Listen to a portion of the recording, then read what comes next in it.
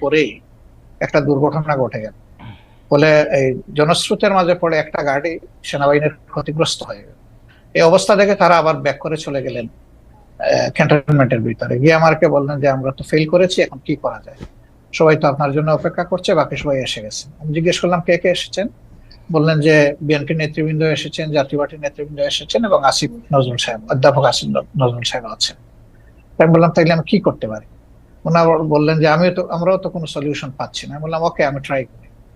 আমি আপনাদের কচুক্ষেতের গেট দিয়ে একটু আসার চেষ্টা করি, দেখি কতদূর আমি সাকসেসফুল হতে পারি।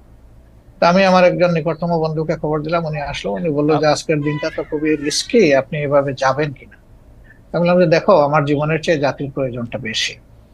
যেহেতু সেনাপ্রধান অন্যান্যদেরকে ইনভাইট করেছেন, আমাদেরকেও ফিল করেছেন, তাকে অনার করা আমাদের দায়িত্ব। তো আলহামদুলিল্লাহ কিছু অসুবিধা হলে আমরা গিয়ে পৌঁছি। ততক্ষণে